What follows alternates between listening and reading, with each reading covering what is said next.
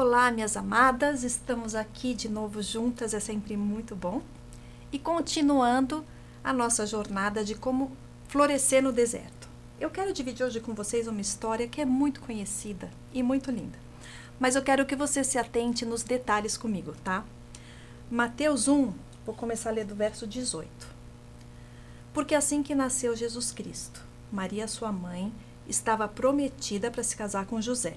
Antes do casamento, porém, ela engravidou pelo poder do Espírito Santo.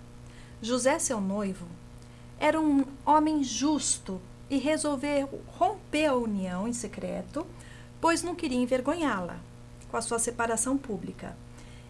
Enquanto ele pensava nisso, um anjo do Senhor que apareceu em sonho e disse: José, filho de Davi, não tenha medo de receber Maria como esposa, porque a criança dentro dela foi concebida pelo Espírito Santo. Ela terá um filho e você lhe dará o nome de Jesus, pois ele salvará o seu povo dos pecados. Imagina aqui comigo essa história. Naquele tempo, onde de fato as mulheres casavam virgem, não é como hoje que a gente luta para as mulheres se segurarem, mas de fato as mulheres casavam virgem, e você casar grávida era uma vergonha, era um desgosto, uma vergonha para ela, para a família, para o noivo. Era realmente algo incabível. Se na minha época de adolescente, hoje eu tenho 48, era assim, imagina nos tempos de José e Maria, há mais de 2000 anos atrás. E assim, José estava ali, naquela situação, dois jovens apaixonados, e de repente ela aparece grávida. E ele fala: bom, eu amo Maria, mas eu não posso me casar com ela grávida. Eu sou um homem justo, eu não quero que ela fique falada publicamente, não quero que a família dela seja envergonhada, então vou romper em secreto. Mas um anjo apareceu para José e contou toda a história, que ela estava grávida do próprio Deus. E se você continuar lendo a história de José, de Maria, de Jesus, você percebe que José era um homem que sonhava muito com as coisas de Deus, ele tinha muitas conversas com anjos do Senhor, ou seja, ele não era um homem qualquer. Ele era um homem assim com Deus. Ele tinha intimidade. E dois jovens, a noiva dele aparecer grávida, imagina tudo que passou na cabeça dele, olha o deserto desse menino. Ela não me ama, ela me traiu, eu vou envergonhar minha família, o que eu faço?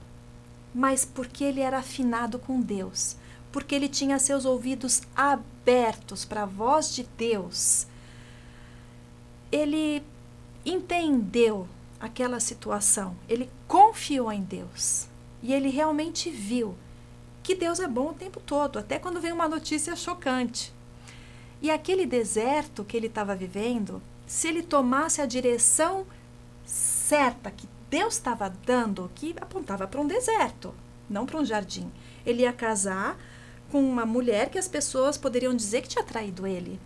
E isso para um homem é muito sério, é uma desonra. Os homens gostam de serem honrados.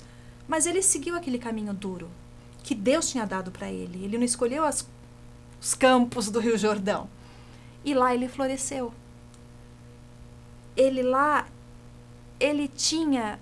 floresceu porque ele tinha uma reserva com Deus. Lembra que ele era assim com Deus? Ele tinha uma reserva de fé para florescer em tempos difíceis, com notícias difíceis. Mas, guiado pelo Espírito, guiado por Deus, com a fé dele, ele tomou a direção certa, mesmo sendo um caminho não muito bom. E lá ele floresceu.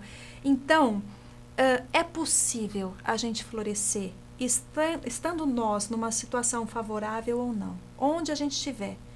Deus nos dá capacitação e poder para florescer em qualquer situação, com qualquer notícia estranha que tenha chegado para você.